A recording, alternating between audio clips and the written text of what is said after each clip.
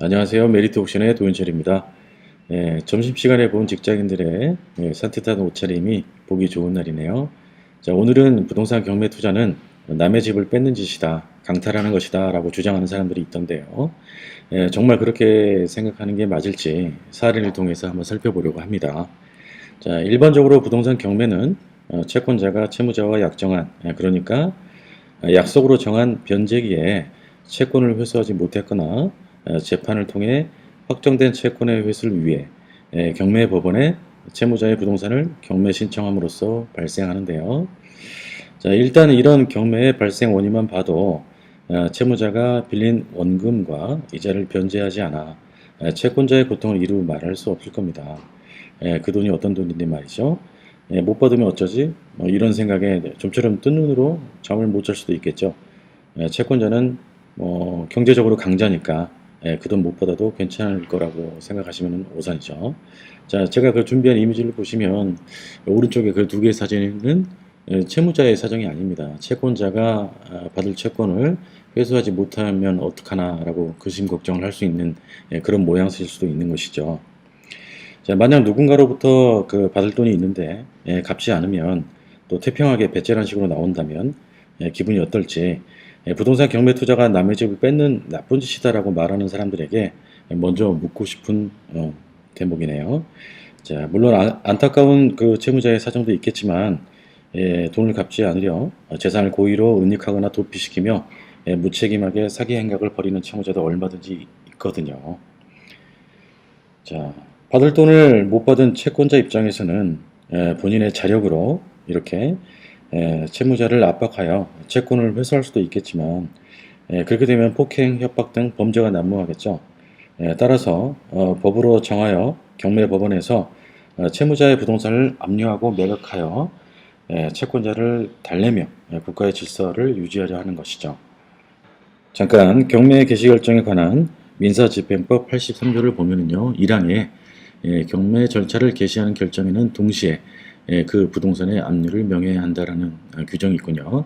압류라고 하는 것은 국가가 처분권을 갖는다라는 얘기고요. 사항에는 압류는 채무자에게 그 결정이 송달된 때 또는 등기가 된 때에 효력이 생긴다라고 규정하고 있군요. 이때 등기라고 하는 것은 채무자 부동산 등기부등본 갑구에 경매 개시 사실을 등기하는 그때 등기가 된 때에 압류의 효력이 발생한다라고 규정하고 있는 것입니다. 그럼 본론으로 들어가서 부동산 경매는 남의 집을 헐값에 뺏는 짓이니까 낙찰자는 비난을 받아도 싸다는 식의 주장에 대해 정말 억울할 사람은 누구일 수 있는지 사례를 하나 봐보겠습니다.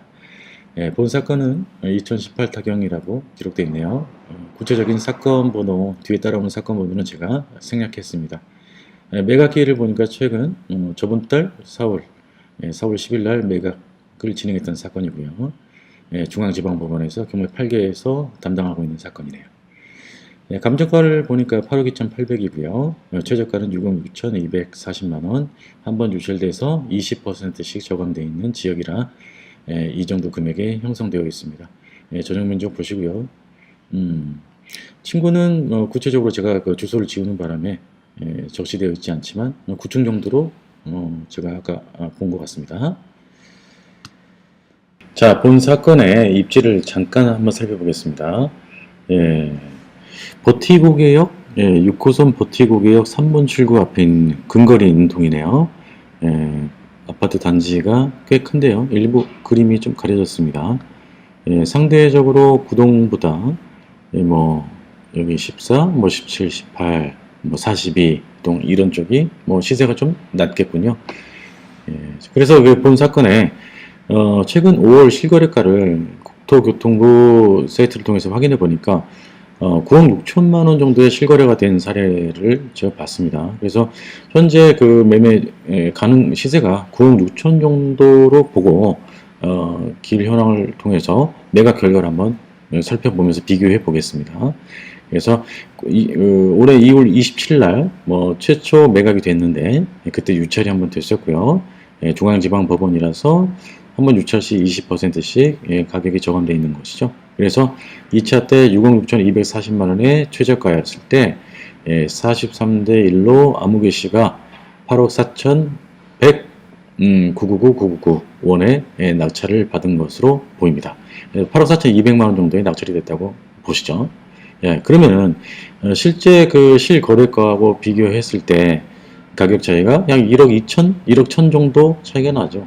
예, 그래서 이 대목까지만 보면은 실제 9억 6천만 원 정도의 거래가 될 만한 사건을 경매 사건을 통해서 투자한 최고가 매수 신고인이 약 1억 1천, 1억 2천만 원 정도를 저렴하게 사는 것을 보고 부동산 경매 투자는 남의 집을 강탈하는 것이다, 뺏는 것이다 라고 주장하는 이해가 있는 것이죠.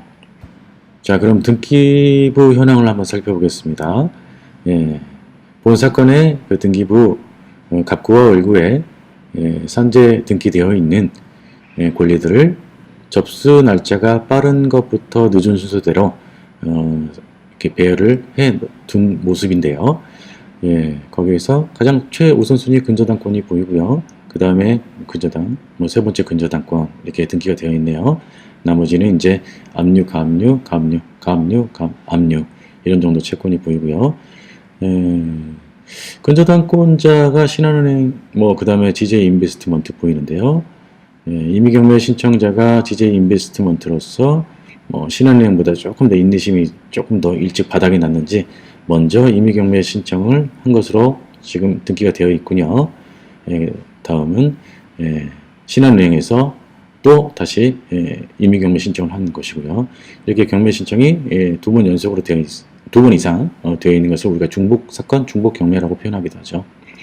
자, 그래서 아까 우리가 살펴본 대로 그 최근 실거래가가 9억 6천만 원 정도의 매매가 된 사건이 8억 4,200만 원에 낙찰됨으로써 여기까지만 보면 이제 그 채무자가 상당한 어떤 그 손해를 본 것, 또 채권자가 남의 질 빼앗은 것으로 오해할 수도 있겠는데요. 이게 근저당권자의 그 2명의 청구 금액만 보면 이 3명의 근저당권자의 청구 금액만 약 13억에 달합니다. 그러면 최고가 매수 신고인이 8억 4,200만 원의 낙찰을 받아서 대금 납부 기일에 대금을 납부한다면 그 중에서 8억 4,200 중에서 전체 이제 제가 이게 13억 6,500이라고 적은 것은 근저당권자 외에도 압류, 가압류, 채권까지 모두 합산한 금액이거든요. 근데 이것을 합산하지 않더라도 총 근저당권만 13억에 달하는데요. 13억 중에서 8억 4,200만 원만 배당이 되는 것이죠. 그래서 나머지 금원, 즉 압류권자나 가압류권자는 차치하고라도 세 번째 그 물권자인 배당 순서로 보이는 GJ 인베스트먼트가 상당한 손해를 보게 됩니다. 자, 이것만 보면 어떻습니까? 여기까지 보면은 채무자가 결코 손해보는 장사가 아니고 그냥 이 아파트를 경매로 매각함으로써 빚잔치를 한 대목으로 보이죠. 게다가 공용부분에 대한 관리비가 약 120만 원 정도가 2018년 12월까지 지금 미납된 상태입니다. 그래서 최근에 4월 달에 그 매각이 됐기 때문에 그간에 이 미납된 관리비가 더 증가했을 것으로 보이죠. 자, 그래서 결론, 부동산 경매 투자는 남의 집을 뺏는 짓이다. 이것에 대한 결론을 제가 정리해 봤습니다. 자, 첫 번째, 부동산 경매는 소유자 및 채무자가 이미 등기상 하자 있는 물건을 최대한 높은 가격에 매도할 수 있는 방법이다. 오히려 채무자한테 유리한 것이죠. 하자 있는 물건을 일반 그 중개를 통해서 매매하기가 쉽지 않은 사건 아닙니까? 이런 정도 물건을 우리가 경매를 통해서 채무자가 빚잔치를 하기 위해서든 어떤 목적이든 최고의 금액에 매도할 수 있는 방법인 것은 틀림없죠. 따라서 경매를 통한 새로운 매수인은, 즉 최고가 매수 신고인 겸 매수인은 하자 있는 물건을 가장 비싸게 사준 은인인 셈이죠. 채무자에게는 은인인 셈입니다. 이 대목을 확실히 우리가 이해해야 됩니다.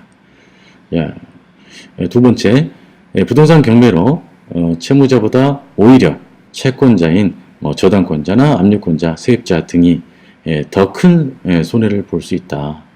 그래서 뭐 어떻게 보면 진정한 피해자라고 볼 수 있겠죠. 그러니까 이 채권자들이 채권을 회수하는데 굉장한 피해를 보는 것이 사실이고, 그런 정도의 사건들이 사실 뭐 대부분입니다.